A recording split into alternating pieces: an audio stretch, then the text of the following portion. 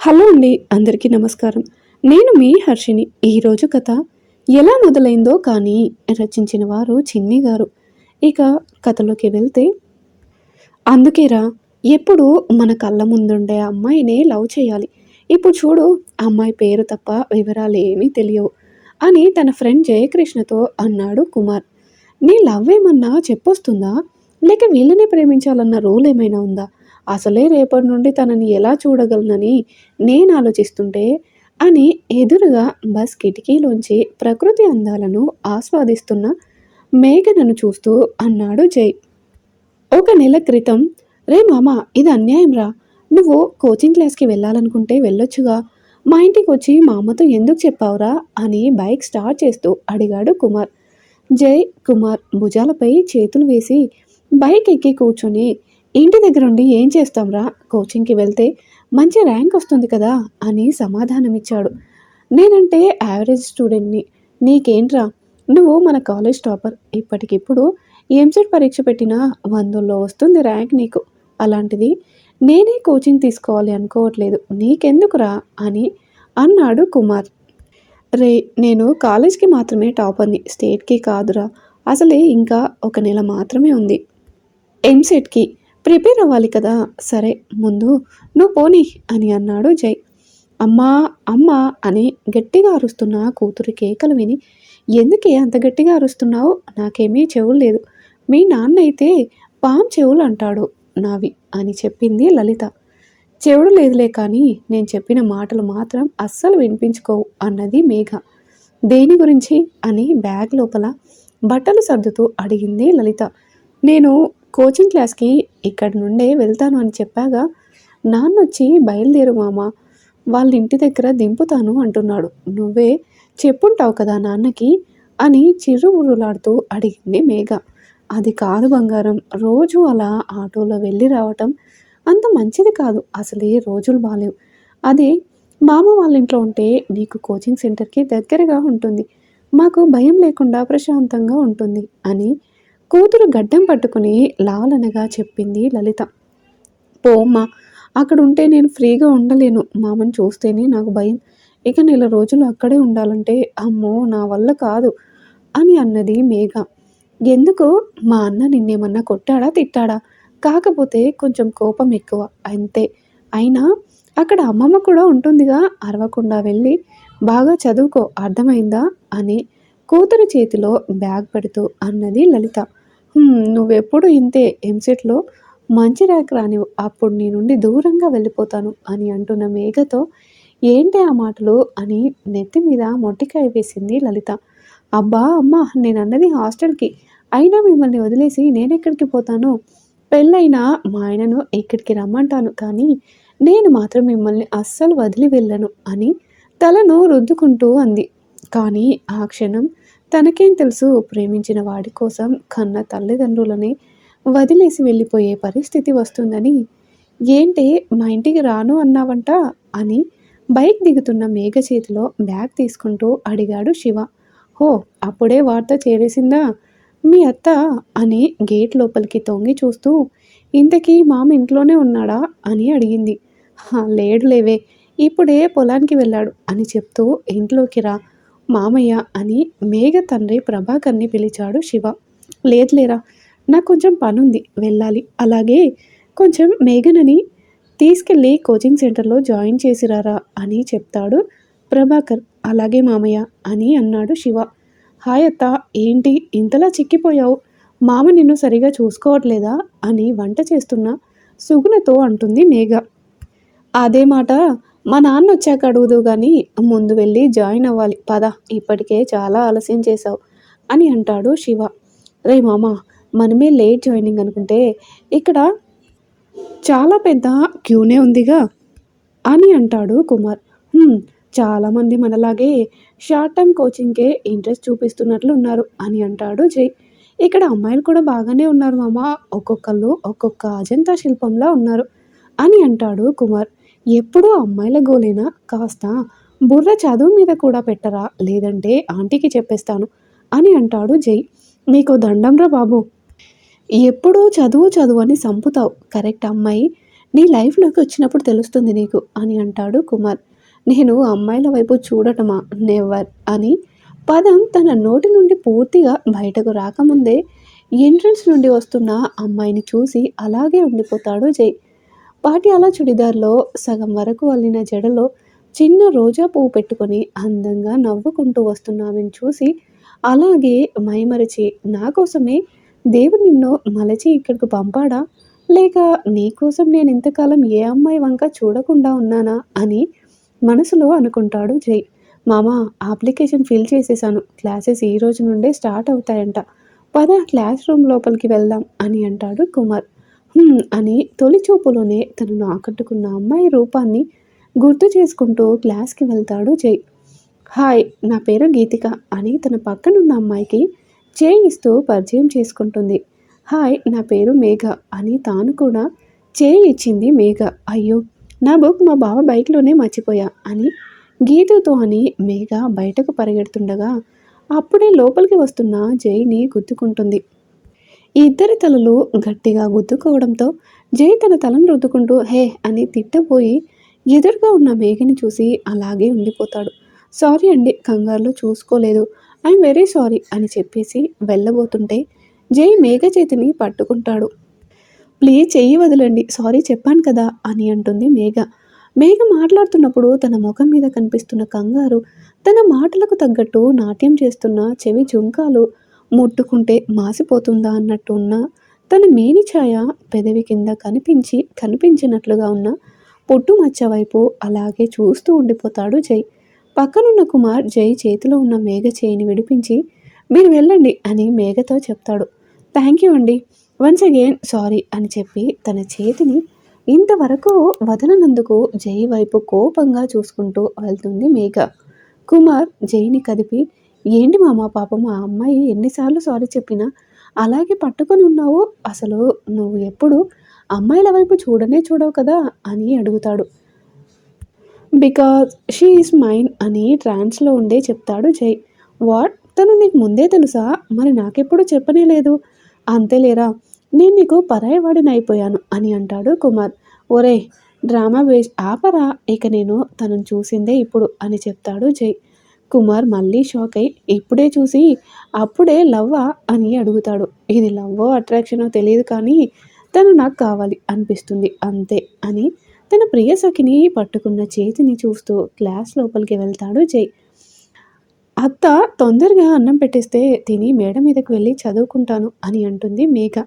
కాసేపు ఉండవే మీ మామ చికెన్ తెస్తే వండుతున్నా 10 నిమిషాల్లో అయిపోతుంది అని చెప్తుంది సుగుణ. సరే అత్త అని టీవీ చూస్తూ ఉండగా అప్పుడే ఇంట్లోకి వచ్చిన శివ మేఘ తల మీద మొట్టికాయ వేసి ఇంకా చిన్నపిల్లలాగా కార్టూన్స్ చూస్తున్నావా అని చేతిలో ఉన్న రిమోట్ లాక్కొని స్పోర్ట్స్ ఛానల్ పెడతాడు.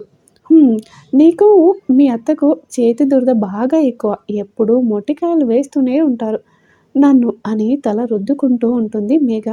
సుగుణ శివకు మేఘకు అన్నం వడ్డిస్తుంది. మేఘ మామయ్య రావడంతో ఇద్దరు సైలెంట్గా అన్నం తింటూ ఉంటారు. ఏంటి ఆ తినటం ఏదో కోడి గెలికినట్టు అని అంటూ మేఘ ముందు కుర్చీ వేసుకొని కూర్చొని పెద్ద పెద్ద ముద్దలు చేసి తినాలి అప్పుడే తిన్నది ఒంటికి పడుతుంది అని చెప్తాడు మల్లికార్జున్. అనుకున్నా ఇప్పుడు 2 రోజులకు సరిపడా తినేలా చేస్తాడు మామ అని మనసులో అనుకుని బావా ఇప్పుడు చూడు మామ అత్తని పిలిచి కర్రీ తీసుకురమ్మని చెప్తాడు అని శివకు మాత్రమే వినిపించేలా చెప్తుంది మేఘ. ఇంతలో సుగుణ కొంచెం కూర తెచ్చి వడ్డించు అని చెప్తాడు మల్లికార్జున్. శివ గిర్రున మేఘ వైపు తిరిగి చూసేసరికి మేఘ కళ్ళు ఎగరేస్తుంది చెప్పానా అన్నట్లు. సుగుణ మేఘ శివలకు కూర వడ్డించి వెళ్తుంటే కొంచెం అన్నం కూడా వడ్డించు అని చెప్పేసరికి ఇక చాలు మామ అని అంటుంది మేఘ. ఏంటి చాలు మీ అమ్మ సరిగా పెడుతుందా చూడు ఎలా ఉన్నావో అని అంటాడు మల్లికార్జున్. ఈ అన్న చెల్లెలు ఇద్దరూ ఒకటే వాళ్ళు చెప్పింది మనం వినటమే కానీ మనం చెప్పేది అస్సలు వినిపించుకోరు అని మెల్లిగా శివతో అంటుంది మేఘ. శివ చిన్నగా నవ్వుతూ సైలెంట్గా తిను లేకుంటే పొద్దున నువ్వు అన్న మాటలు నాన్నకి చెప్పేస్తా అని అంటాడు శివ. వామ్మో వద్దొద్దు అని తల ఉంచుకొని గబగబా తినేస్తుంది మేఘ. ఒరే ప్లేట్లో అన్నం పెట్టి ఎంతసేపు అయింది ఇంకా తినకుండా ఏం ఆలోచిస్తున్నావు అని అన్నం ముందు కూర్చొని చేతి వైపే చూసుకుంటున్న కొడుకుతో అంటుంది జయంతి. తల్లి కేకలకు ఈ లోకంలోకి వచ్చిన జై, అమ్మో ఇప్పుడు అన్నం తింటే చేయి కడగాలి వద్దులే అని మనసులో అనుకుని, అమ్మా నాకు ఆకలిగా లేదు అని లేస్తాడు. తప్పు నాన్న, అలా అన్నం వడ్డించాక తినకుండా లేవకూడదు, కొంచెం తిను అని చెప్తుంది జయ. సరే అని జై ఎడమ చేతిని ప్లేట్లో పెట్టబోతుంటే జయ చేయి పట్టుకుని, కుడి చేతికి ఏమైంది, ఏమైనా గీసుకుందా, ఏది చూడని అంటుంది జయ. ఏం కాలేదులే అమ్మా, చేతిని వెనక్కి లాక్కుని నువ్వు తినిపించొచ్చుగా అని అడుగుతాడు జై. ఈ వేషాలన్నీ ఎందుకా అని ప్లేట్ చేతిలోకి తీసుకుని జైకి అన్నం తినిపిస్తుంది జయ. లవ్ యూ మా అని జయ బుగ్గ మీద ముద్దు పెడతాడు జై. రోజులు గడుస్తూ ఉన్నాయి. జై మేఘ వైపు చూడటమే కానీ మేఘ తన వైపు ఒక్కసారి కూడా చూడట్లేదు. ఏం చేయాలో తోచని జై మనసులో ఒక ఆలోచన చేసి, ఎస్, ఎలా అయినా రేపు తనతో మాట్లాడాలి అనుకుంటాడు. స్టూడెంట్స్, రోజు జరిగే ప్రాక్టీస్ టెస్ట్లో ఎప్పుడు ఫస్ట్ వచ్చే మన జై కాకుండా ఈరోజు ఇంకొకరు ఫస్ట్ వచ్చారు అని అనౌన్స్ చేస్తారు. Master Johnny. ఎవరు సార్ అని అందరూ ఒకేసారి అడగడంతో చెప్తాను అని మేఘ వైపు తిరిగి తనే అని చెప్తాడు మాస్టర్ జానీ. జై కుమార్ మాటలు విన్న మేఘ పాపం ఎవరో ఆ అమ్మాయి అని మనసులో అనుకుంటుంది. బస్సు కోచింగ్ సెంటర్ని చేరింది. అందరూ సెండ్ ఆఫ్ చెప్పుకొని ఎవరింటికి వారు బయలుదేరారు. రే మామ, తను వెళ్ళిపోతుందిరా, ఇప్పుడేం చేయాలి అని జై మదన పడుతుంటే జై బాధ చూసి, ఉండు మామ, నేను తనని ఫాలో చేసి అడ్రస్ కనుక్కుంటాను అని మేఘ వెళ్ళిన వైపే వెళ్తాడు కుమార్. మేఘను ఫాలో చేసి అడ్రస్ తెలుసుకుంటాడు కుమార్. ఇక్కడికి దగ్గరలోనే మామ ఇల్లు అని జైకి చెప్తాడు కుమార్. అవునా, అయితే ఒకసారి వెళ్ళి చూద్దాం పద మామ అని అంటాడు జై. సరే పద అని ఇద్దరు మేఘ వాళ్ళ ఇంటి దగ్గరికి వెళ్తారు. ఆరు బయట అరుగు మీద కూర్చొని ఎన్ని ప్రశ్నలు కరెక్ట్గా రాశానో అని చెక్ చేసుకుంటున్న మేఘ నెత్తి మీద మొట్టికాయ వేసి, నువ్వు ఇంత కష్టపడి పేపర్ కరెక్షన్ చేసుకోనక్కర్లేదు, ఒక నెల ఆగితే రిజల్ట్స్ వస్తాయి, అప్పుడు తెలుస్తుందిగా ఎలా రాసావో అని అంటాడు శివ. అమ్మమ్మ చూడే నీ మనవడు ఎలా మొట్టికాయలు వేస్తున్నాడో, అక్కడేమో నీ కూతురు, ఇక్కడ నీ మనవడు, ఇద్దరు నాతోలా మొట్టి మొట్టి నన్ను గజనిని చేసేలా ఉన్నారు అని తన ఎదురుగా కుర్చీ వేసుకొని కూర్చున్న లక్ష్మితో అంటుంది మేఘ. చాలా నీ గట్టి బుర్రే అని నాకు తెలుసులే, కానీ ఇది ఆ పేపర్ ఇలా ఇవ్వు అని మేఘ చేతిలో ఉన్న పేపర్ని తీసుకుంటాడు శివ. శివ చెక్ చేస్తుంటే చూస్తుండగా గేట్ వైపు ఏదో శబ్దం వినిపించడంతో వెళ్ళి గేట్ తీసి చూస్తుంది మేఘ. అక్కడ జై మరియు కుమార్ ఇద్దరు బైక్ని ఏదో సరి చేస్తున్నట్టు కనిపిస్తారు. వీళ్ళేంటి ఇక్కడున్నారు అని మనసులో అనుకొని జై వైపు చూసేసరికి తననే ఆరాధనగా చూస్తున్నట్టు అనిపించేసరికి మదిలో ఏదో అలజడిగా అనిపించి గేట్ క్లోజ్ చేసేసి లోపలికి వెళ్ళిపోతుంది మేఘ. ఉఫ్ బాబోయ్, ఆ చూపేంటి అసలు అలా చూస్తున్నాడు నన్ను, కొంపతీసి బస్సు మాట్లాడుకుంది నా గురించే కాదుగా అని మనసులో అనుకుంటుంది మేఘ. ఎవరొచ్చారే అని మేఘని అడుగుతుంది లక్ష్మి. ఎవరో అమ్మమ్మ, బైక్ ఆగిపోయింది అనుకుంటా అని చెప్పేసి లోపలికి వెళ్ళి టీవీ ఆన్ చేస్తుంది మేఘ. నీ చూపులే నా ఊపిరి, ఓసారిలా చూడే చెలి, అమావాస్యనై ఉన్నా మరి అందించవే దీపావళి, ఎందుకే చెలియా రెప్పల వలలో ఒదిగిన కలలు. టీవీలో పాట వస్తుండేసరికి జై తనని బస్లో అలాగే చూసిన చూపు గుర్తొచ్చి, ఎస్, జై ప్రేమించేది నన్నే, నా అనుమానం నిజమైతే వాళ్ళు మళ్ళీ వస్తారు అని మనసులో అనుకుంటుంది మేఘ. రే మామ, అదేంట్రా, మనల్ని చూసి కూడా అలా గేట్ వేసి వెళ్ళిపోయింది, కనీసం పలకరించను కూడా లేదు అని అంటాడు కుమార్. తను అంతేరా, ఎప్పుడైనా చూసావా, తను అబ్బాయిలతో మాట్లాడడం నేను 2 సార్లు మాట్లాడడానికి ప్రయత్నిస్తేనే మాట్లాడలేదు, ఏదో ముక్తసరిగా సమాధానం చెప్పేసి వెళ్ళిపోయింది. ఇప్పుడున్న రోజుల్లో ఇలాంటి అమ్మాయి దొరకడం కష్టం రా, అందుకే తను నేను అంతలా ప్రేమించేది అని చెప్తాడు జై. సరే పదరా, ఎవరైనా చూస్తే బాగోదు, ముఖ్యంగా వాళ్ళ ఇంట్లో వాళ్ళు అని బండి స్టార్ట్ చేస్తాడు కుమార్. పరీక్ష అయిపోయిందిగా, ఇక నేను ఇంటికి వెళ్తాను అమ్మమ్మ అని లక్ష్మితో అంటుంది మేఘ. ఎక్కడికి వెళ్ళేది, ఒక వారం రోజులన్నా ఉండకుండా ఎలా వెళ్తావు అని పెసలు విసురుతూ అంటుంది సుగుణ. ఓ అత్తో, నేనొచ్చి నెల రోజులవుతుంది, ఇంకా వారమే అంటావేంటి అని అంటుంది మేఘ. ఏం ఉండటమో, పొద్దున్నే క్లాస్కి వెళ్తే సాయంత్రానికి వచ్చి తిని పడుకోవడమేగా, అసలు ఇంట్లో ఉన్నట్టు లేదు, అందుకే ఒక వారం రోజులున్నాక వెళ్దూలే గాని అని అంటుంది సుగుణ. ఉండవే, ఇంటికి వెళ్ళి ఏం చేస్తావు అని అంటుంది లక్ష్మి. ఇద్దరూ అంతలా అడిగేసరికి కాదనలేక సరే ఉంటాలే, కానీ నన్ను పొలం తీసుకెళ్ళి చూపించమని బావకి చెప్పాలి అని అడుగుతుంది మేఘ. సరేలేవే, నువ్వు అడిగితే వాడు కాదంటాడా అని అంటుంది సుగుణ. అదిగో ఆ తాటి చెట్టు నుండి ఈ బాయిగడ్డ వరకు అంతా మనదే అని పొలం గట్టు మీద నడుస్తూ ఉన్న మేఘతో చెప్తాడు శివ. అవునా, సరే గాని నాకు దాహంగా ఉంది, మంచినీళ్ళు కావాలి అని అడుగుతుంది మేఘ. ఇప్పుడే కదా వచ్చింది, అప్పుడే మొదలెట్టావా? సరే పద, అక్కడ పంపు షెడ్ ఉంది, వెళ్ళి మోటార్ ఆన్ చేద్దాం అని అంటాడు శివ. ఇద్దరు నడుస్తూ ఉండగా శివకి ఫోన్ కాల్ రావడంతో మోటార్ ఆన్ చేసి, ఇక్కడ సిగ్నల్ సరిగా లేవు, నేను ఒక్క ఫోన్ మాట్లాడాలి, అలా కొంచెం దూరం వెళ్ళి మాట్లాడతాను, జాగ్రత్తగా ఉండు అని మేఘకు చెప్తాడు శివ. సరే అని చెప్పి మోటార్ పైపులో వస్తున్న నీటిని తాగి వాటితో ఆడటం మొదలు పెడుతుంది మేఘ. రే మామ, ఇది మరీ అన్యాయం రా, ప్రేమించేది నువ్వైతే ప్రతిసారి నన్ను వెంటబెట్టుకుని రావడం ఏమీ బాలేదురా, అసలే పొలాల్లో పాములు ఎక్కువ తిరుగుతూ ఉంటాయి అని కిందకు భయం భయంగా చూస్తూ అంటాడు కుమార్. ఎందుకురా అంత భయం, అక్కడ నీ చెల్లి చూడు ఎంత ఆనందంగా నీళ్లతో ఆడుకుంటుందో అని మేఘను చూస్తూ అంటాడు జై. ఇంతలో తన వైపుకు రాబోతున్న ఒక పామును చూసి అటువైపు పరుగెడతాడు జై. మేఘ వెనుకగా ఉన్న పామును చూసి మేఘను పట్టుకొని లాగేసరికి ఇద్దరు పక్కనే ఉన్న నీటి తొట్టిలో పడిపోతారు. నీటి లోపల నుండి లేచి ఎదురుగా ఉన్న జైని చూసి షాక్ అయ్యి, ఏంటి, నన్ను ఫాలో అవుతూ ఇక్కడి వరకు వచ్చేసావా అని నీళ్ళలో నిల్చొనే ఎదురుగా ఉన్న జైని అడుగుతుంది మేఘ.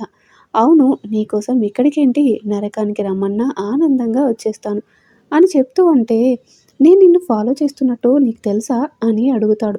తెలుసు, అంతేకాదు నువ్వు నన్ను ప్రే అని మాటను మధ్యలోనే ఆపేసి, ఇంతకీ నన్ను ఎందుకు లాగావు అని అడుగుతుంది మేఘ. నీ వెనక పాముంది, అందుకే పక్కకి లాగాను, బ్యాలెన్స్ చేసుకోలేక ఇలా నీకు పడిపోయాను అని జై మేఘ కళ్ళలోకి చూస్తూ అంటుంటే, ఏంటి అని మేఘ అనేసరికి, అదే బ్యాలెన్స్ చేసుకోలేక నీటిలో పడిపోయాం అని చెప్తున్నా అని తన ప్రియసఖి అందాలను తన కళ్ళలో నింపుకుంటున్నాడు జై. ఆ చూపేంట్రా బాబు, నీ మనసులో ఉన్న ప్రేమ మొత్తం కళ్ళలో నుండి బయటకు వస్తున్నట్టుగా ఉంది అని మేఘ మనసులో అనుకుని అక్కడి నుండి వెళ్ళిపోబోతుంటే మేఘ చేయి పట్టుకుని వెనక్కి లాగి తనని హత్తుకుని, ఐ లవ్ యూ మేఘ అని తన చెవికి దగ్గరగా వచ్చి చెప్తాడు. జై సడన్గా అలా చేసేసరికి తెలియని అలజడికి గురై మేఘ గుండె వేగం పెరిగిపోతుంది. వెంటనే జైని తోసేసి నీళ్ళలో నుండి బయటకు వచ్చేసి అక్కడి నుండి వెళ్ళిపోతుంది. జై నీళ్ళలో నుండి బయటకు వచ్చి, నాకు తెలుసు బంగారం, నీకు కూడా నేనంటే ఇష్టం ఉంది, లేకుంటే ఈ పాటికి నా చెంప బూరెలా ఉబ్బిపోయేది అని మనసులో అనుకుని కుమార్ దగ్గరకు వస్తాడు. హే, ఏంటి ఇలా తడిచిపోయావు, నీకంతగా జలకాలు ఆడాలనిపిస్తే ఇంటికి వెళ్ళే వరకు ఆగొచ్చుగా అని అంటాడు శివ. నాకేమంత సరదా లేదులే, కాలు జారి ఆ నీళ్ళ తొట్టిలో పడిపోయా, సరే ఇక ఇంటికి వెళ్దాం పద అని కోపంగా ముందుకు నడుస్తుంది మేఘ. చూసి నడువు, లేకుంటే మళ్ళీ పడిపోతావు అని తన వెనుకే నడుస్తాడు శివ. శివ మేఘ ఇంటికి వెళ్ళేసరికి అక్కడ ఉన్న లలితను చూసి, అమ్మా ఎప్పుడొచ్చావు అని కౌగిలించుకుంటుంది మేఘ. ఇప్పుడే వచ్చా, కానీ ఏంటి ఇలా తడిచిపోయావు అని అడుగుతుంది లలిత. లలిత అలా అడగగానే జైతో పాటు తను నీళ్ళలోకి పడిపోవటం, ఐ లవ్ యూ చెప్పడం గుర్తుకు వచ్చి కంగారు పడుతూ, ఏం లేదులే అమ్మా, నేను స్నానం చేసి వస్తా అని లోపలికి వెళ్తుంది మేఘ. అమ్మా, మేఘని నాతో పాటు తీసుకువెళ్తున్నాను అని సుగుణ ఇస్తున్న కాఫీ కప్పు తీసుకుంటూ అంటుంది లలిత. అదేంటొదినా, ఇంకో వారం ఉంటుందని చెప్పాగా ఫోన్లో అని అంటుంది సుగుణ. ఇప్పటికే నెల రోజులు దాటిపోయింది వదిన, నాకు అది ఇంట్లో లేకపోతే ఏమీ తోచట్లేదు అని లలిత చెప్తుంటే, మరి పెళ్ళై వెళ్ళిపోతే ఏం చేస్తావే అని అడుగుతుంది లక్ష్మి. పెళ్ళైనా ఎక్కడికి వెళ్తుంది, నా పుట్టింటికేగా వచ్చేది, నాకు చూడాలనిపించినప్పుడల్లా ఇక్కడికి వచ్చేస్తాను, నన్ను వద్దు అనే వాళ్ళు ఎవరున్నారు అని సుగుణ వైపు తిరిగి, ఏమంటావు వదినా అని అడుగుతుంది. నేనేమంటాను, ఇది నీ పుట్టిల్లు, నీ కూతురికి కాబోయే మెట్టినిల్లు, నీ ఇష్టం వచ్చినప్పుడు రావచ్చు అని చెప్తుంది సుగుణ. ఆలు లేదు చూలు లేదు, అల్లుడు పేరు సోమలింగం అంట, అట్టా ఉంది మీ వ్యవహారం, మీరు అనుకుంటే సరిపోతుందా, పిల్లలిద్దరికీ ఇష్టమో కాదో తెలుసుకోవక్కర్లేదా అని అడుగుతుంది లక్ష్మి. వాళ్ళని అడిగేదేముంది, వాళ్ళని చూస్తే తెలియట్లేదా, సరే ఇప్పుడే శివని అడుగుతాను చూడు, శివ, శివ అని మేడ మీద గదిలో ఉన్న శివని పిలుస్తుంది లలిత. ఏంటత్తా పిలిచావు అని మెట్లు దిగుతూ అడుగుతాడు శివ. లలిత ఎదురు వెళ్ళి శివ చేయి పట్టుకుని లక్ష్మీ సుగుణుల దగ్గరికి తీసుకొచ్చి ఒకటి అడుగుతాను చేస్తావా అని అంటుంది లలిత. అడగత్తా, నువ్వేం అడిగినా చేస్తాను అని చెప్తాడు. నాకు తెలుసు బంగారం, నా మాట నువ్వు కాదనవు అని ఆ నమ్మకంతోనే అడుగుతున్నా. మేఘ అంటే నీకు ఇష్టమేనా అని అడుగుతుంది. ఇష్టమే అని చెప్తాడు శివ. నాకు తెలుసు బంగారం, నువ్వు నా నమ్మకాన్ని ఒమ్ము చేయవని. ఎలాగో నీ జాబ్ కన్ఫర్మ్ అయిపోయిందిగా, వచ్చే నెలలోనే మీ పెళ్ళికి ముహూర్తాలు పెట్టిస్తాను అని చెప్తుంది లలిత. పెళ్ళేంటత్తా, అదేంటే? నాకు ఇష్టమే కానీ నువ్వు అనుకునేట్టు కాదు, ఒక మంచి స్నేహితురాలులా, ఒక తోబుట్టువులా అంతే అని శివ చెప్తుంటే శివ అని గట్టిగా అరుస్తుంది సుగుణ. ఏం మాట్లాడుతున్నావు నువ్వు? నీకు తెలిసిందేగా, నీకు మేఘకు పెళ్లి చేయాలనుకుంటున్నామని మీ చిన్నప్పటి నుండి అనుకున్న విషయమే కదా అని కోపంగా శివ భుజం పట్టుకొని సుగుణ అడుగుతుంటే నువ్వు ఉండొదినా అని సుగుణను పక్కకి లాగి శివ వైపు చూస్తూ మేఘను పెళ్లి చేసుకుంటావా లేదా, ఒక్క మాట చెప్పు చాలు అని అడుగుతుంది లలిత. సారీ అత్త, మేఘని నేనెప్పుడూ అలా చూడలేదు, నేను చేసుకోను అని చెప్తుండగా గేట్ తీసుకుని లోపలికి వస్తున్న మల్లికార్జున్ ప్రభాకర్ ఆ మాటలు విని ప్రభాకర్ అక్కడే ఆగిపోతే మల్లికార్జున్ లోపలికి వచ్చి శివ చెంప మీద కొడతాడు. మల్లికార్జున్ స్నానం చేసి అప్పుడే అక్కడికి వచ్చిన మేఘ అది చూసి ఎందుకు మామ బావని కొడుతున్నావు అని శివని పక్కకి లాగి మల్లికార్జున్ ఎదురుగా నిలబడి అడుగుతుంది మేఘ. మల్లికార్జున్ ఏమీ మాట్లాడకుండా నిలబడేసరికి ప్రభాకర్ మేఘ దగ్గరికి వెళ్ళి బట్టలు సర్దుకుని రాపో తల్లి, ఇంటికి వెళ్దాం అని లోపలికి పంపుతుంటే ఎందుకు నాన్న అని అడుగుతుంది. వెళ్ళు, తర్వాత మాట్లాడుకుందాం అని పంపిస్తాడు ప్రభాకర్. ఏదో జరిగిందని మనసులో అనుకుంటూ లోపలికి వెళ్ళి బ్యాగ్ సర్దుకుని బయటకు వస్తుంది. మల్లికార్జున్ ఏమీ మాట్లాడకుండా మౌనంగా నిలబడితే సుగుణ లలిత ఏడుస్తూ ఉన్నారు. ఉండండి అల్లుడు గారు, వాడితో నేను మాట్లాడతాను అని లక్ష్మి నచ్చ చెప్తుంటే అక్కర్లేదత్తయ్య, నా కూతురికి ఇంతకన్నా గొప్పవాడిని తీసుకురాగలను, అతనేమి జాలిపడి చేసుకోవక్కర్లేదు అని లలిత వైపు తిరిగి పద అని ముందుకు కదులుతాడు ప్రభాకర్. ప్రభాకర్ బైక్ మీద, లలిత ఆటోలో తమ ఊరు బయలుదేరారు. మేఘకు మెల్లిగా అంతా అర్థమైంది. థ్యాంక్ యూ సో మచ్ బావా, పెళ్ళొద్దని నాకు పెద్ద హెల్ప్ చేసావు, కాకపోతే నా గురించి నువ్వు చెంపదెబ్బ తిన్నావు అని మనసులో అనుకుని బాధపడుతూ అవును, ఇప్పుడు నేను జైని ఎలా కలవాలి అని అనుకుంటుండగా తమ కోచింగ్ సెంటర్ ముందు నుండి ఆటో వెళ్తుండడంతో భయ్య ఒకసారి ఆటో ఆపండి అని అంటుంది. అమ్మ, కోచింగ్ సెంటర్లో ఒక సర్టిఫికేట్ ఉండిపోయింది, నేను తెచ్చుకొని వస్తాను అని చెప్తున్నా ఏమీ పట్టించుకోకుండా తన పుట్టింటికి కూతుర్ని కోడల్ని చేయాలి అన్న కోరిక నెరవేరడం లేదనే బాధలో ఆలోచిస్తూ ఉంటుంది లలిత. మేఘ లోపలికి వెళ్ళి రిసెప్షనిస్ట్ ముందుగానే పరిచయం ఉండడంతో హాయ్ నైనా అని పలకరిస్తుంది. హే మేఘ, ఏంటి ఇలా వచ్చావు అని అడుగుతుంది నైనా. ఒక చిన్న హెల్ప్ కావాలి, గీతు నెంబర్ మిస్ అయింది, రిజిస్టర్లో అందరి నెంబర్స్ ఉంటాయిగా, తన ఫోన్ నెంబర్ ఇస్తావా ప్లీజ్ అని అడుగుతుంది మేఘ. హో దాందేముంది అని రిజిస్టర్ తీసి నెంబర్స్ చూస్తుంటే నేను చూసుకుంటాలే, నువ్వేదో వర్క్ చేస్తున్నట్లున్నావుగా, అది చేసుకో అని రిజిస్టర్ చేతిలోకి తీసుకొని జై నెంబర్ వెతికి నోట్ చేసుకుంటుంది మేఘ. థ్యాంక్ యూ నైనా, అడగగానే రిజిస్టర్ ఇచ్చినందుకు అని చెప్పేసి వెళ్ళిపోతుంది మేఘ. హలో చెల్లమ్మ, నేను ప్రభాకర్ని మాట్లాడుతున్నాను. మీ అబ్బాయికి మా అమ్మాయిని చేసుకుంటానని అడిగారు కదా, అప్పుడు మరీ చిన్నపిల్ల అని నేను ఒప్పుకోలేదు. ఇప్పుడు నేనే అడుగుతున్నాను, మా అమ్మాయి మీ అబ్బాయికి చేసుకోవడం ఇష్టమేనా అని ఫోన్ కాల్లో ఉన్న ఆమెను అడుగుతాడు. నాకైతే ఇలాంటి అభ్యంతరం లేదు అన్నా, కాకపోతే మా అబ్బాయిని కూడా కనుక్కొని మీకు ఏ విషయం అనేది చెప్తాను అనేసి ఫోన్ కట్ చేస్తుంది. ఏంటండి, అమ్మాయికి అప్పుడే పెళ్లి చేస్తారా, అది కూడా ఆ గయ్యాలి సత్యమ్మ కొడుక్కి? నేను ఒప్పుకోను అని అంటుంది లలిత. ఏ ఇంకా నీ మేనలు చేసుకుంటాడనుకుంటున్నావా? అలాంటి ఆశలు పెట్టుకోకు, ఈ సంబంధం కుదిరితే నెల రోజుల్లో మేఘ పెళ్ళి, అర్థమైందా? నా కూతుర్నే వద్దంటాడా? వాడికన్నా ఎక్కువ చదువుకున్నవాడు, వాడికంటే ఎక్కువ ఆస్తి కూడా ఉంది. సత్యమ్మ ఎలా ఉంటే ఏమి, అబ్బాయి చాలా మంచివాడు, నేనే స్వయంగా చాలాసార్లు చూశాను తన నడవడిక అనేసి వెళ్ళిపోతాడు ప్రభాకర్. తండ్రి మాటలు చాటు నుండి విన్న మేఘ అక్కడే కూలబడి మౌనంగా ఏడుస్తూ, పంతంతో నా పల్లి చేస్తారా నాన్న? నా ఇష్టాలతో పని లేదా? కనీసం నా చదువు గురించి కూడా ఆలోచించరా అని మనసులో అనుకుని తన చేతిలో ఉన్న పేపర్ ముక్క వైపు అలాగే చూస్తూ, ఈరోజే నేను కూడా నిన్ను ప్రేమిస్తున్న సంగతి చెబుదామనుకున్నా. హ్మ్. ఆదిలోనే అంత్యపాదం అన్నట్టు ఇలా జరిగింది. ఇప్పుడేం చెయ్యాలి? నేను అనుకుని పేపర్ ముక్కపై రాసిన జై ఫోన్ నెంబర్ వైపు అలాగే చూస్తూ ఏడుస్తుంటుంది. ఏంట్రా పొద్దున్నుండి మేఘ బయటికే రావట్లేదు అని పక్కనే ఉన్న కుమార్ భుజం నొక్కుతూ అడుగుతాడు జై.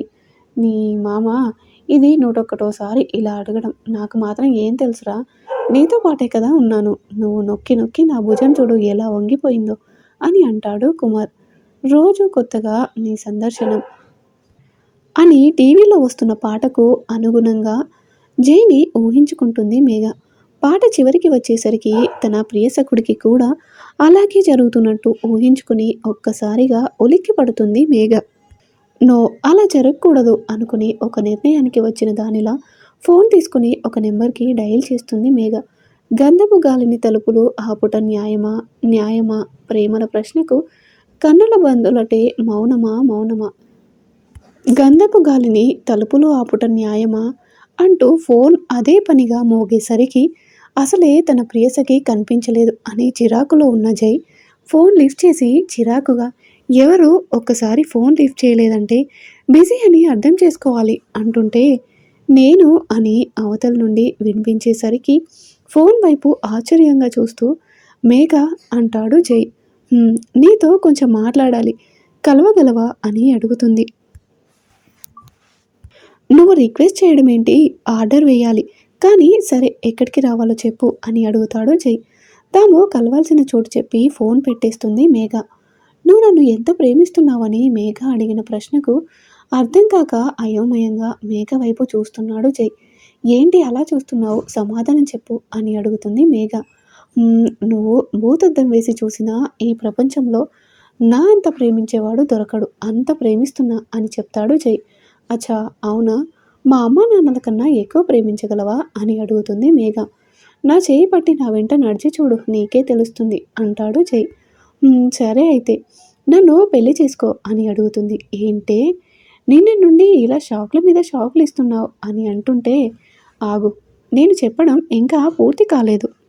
ఆగు నేను చెప్పడం ఇంకా పూర్తి కాలేదు. నన్ను పెళ్లి చేసుకో, కానీ ఇప్పుడు కాదు, 4 సంవత్సరాల తర్వాత. జై అర్థం కాక అయోమయంగా చూస్తుంటే మేఘ జరిగిందంతా చెప్పి ఎలా మొదలైందో, కానీ నీ మీద ప్రేమ నిన్ను తప్ప ఇంకెవ్వరిని నా పక్కన ఊహించుకోలేను. అలా అని నా చదువుని ఆపలేను. అందుకే 4 సంవత్సరాల తర్వాత మన పెళ్ళి అంటున్నాను. నీకోసం 4 సంవత్సరాలేంటి, 40 సంవత్సరాలైనా వెయిట్ చేస్తాను అని చెప్పి, మరి ఈలోపు మీ పేరెంట్స్ నీకు వేరే సంబంధం చూసి పెళ్లి చేస్తే అని కంగారు పడుతూ అడుగుతాడు జై. అందుకే నన్ను తీసుకెళ్ళిపో అని మేఘ చెప్పగానే, వామ్మో ఏంటి ఈరోజు ట్విస్టుల మీద ట్విస్టులు ఇస్తున్నావు అని అంటుంటే, నేను సీరియస్గా చెప్తున్నాను. మా నాన్న నాకు వేరే సంబంధం చూశారు. ఆయన ఒక్కసారి డిసైడ్ అయితే ఎవరు చెప్పినా వినరు. నన్ను నమ్మి నాతో వస్తున్నావు. నీకు మాటిస్తున్నాను, జీవితాంతం ఏ కష్టం నీ దరికి రాకుండా నా గుండెల్లో పెట్టుకుని చూసుకుంటాను అని జై చెప్తుంటే, మేఘ జైని కౌగిలించుకుని థ్యాంక్ యూ జై and I love you so much అని బుగ్గ మీద ముద్దు పెట్టేసరికి జై అలాగే కొయ్యవారిపోతాడు. 4 సంవత్సరాల తర్వాత ఎవరి పేరు మీద అర్చన చేయమంటారు అని ఎదురుగా ఉన్న దంపతులను అడుగుతారు పూజారి. మా అమ్మాయి మేఘ పేరు మీద చేయండి అని లలిత చెప్పబోయేంతలో చచ్చిన వాళ్ళ పేరు మీద అర్చన ఎవ్వరు చేయించరు అని కోపంగా ప్రభాకర్ అంటుంటే, ఆయన అలాగే అంటారు. ఈరోజు మా అమ్మాయి మేఘ పుట్టినరోజు, తన పేరు మీదే అర్చన చేయండి అని పూజారితో చెప్తుండగా, అమ్మా అనే పిలుపు వినబడేసరికి వెనక్కి తిరిగి చూస్తుంది లలిత.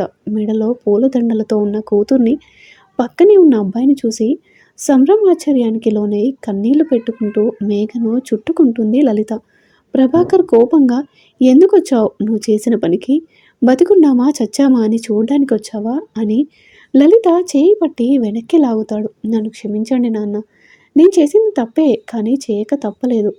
నా చదువు ఆగిపోతుందన్న బాధలో ఏమీ ఆలోచించలేదు. అంతేకాదు జైని మనస్ఫూర్తిగా ప్రేమించాను.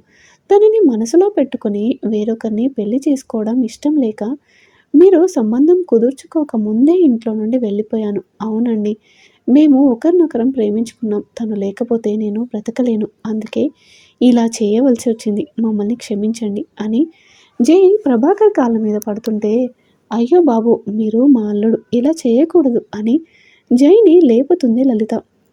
అసలు ఇదంతా మీ మూర్ఖత్వం వల్లే వచ్చింది. మీరే కనుక దాని ఇష్టాయిష్టాలేంటో కనుక్కొని ఉంటే ఈ 4 సంవత్సరాలు అమ్మాయి మన దగ్గరే ఉండేది. ఇలా ఆ అబ్బాయి ప్రోత్సాహంతో చదువుకొని ఉండేది కాదు అని లలిత చెప్తుంటే, ఏం మాట్లాడుతున్నావు అని అడుగుతాడు ప్రభాకర్. అవును, ఒకరోజు ఆ అబ్బాయి కలిసి నాకు అన్ని విషయాలు చెప్పాడు అని వివరంగా జరిగిందంతా చెప్తుంది లలిత. ప్రభాకర్ కళ్ళ నీళ్లతో మేఘ వైపు తిరిగి, నాన్నను క్షమించరా అనగానే మేఘ ప్రభాకర్ని చుట్టుకొని ఏడుస్తుంది. ఇక ఏడుపులాపి ఇంటికి పదండి అని లలిత అనగానే అందరూ నవ్వుకుంటూ ముందుకు కదులుతారు. ఘనంగా మేఘ జైల పెళ్లి జరిపిస్తారు. ఈ కథ విన్న తర్వాత మీ అభిప్రాయాన్ని తప్పకుండా కామెంట్ రూపంలో తెలియచేయండి. అలాగే మరిన్ని ఇంట్రెస్టింగ్ స్టోరీస్ కోసం ప్లీజ్ మా ఛానల్ని తప్పకుండా సబ్స్క్రైబ్ చేసుకోండి.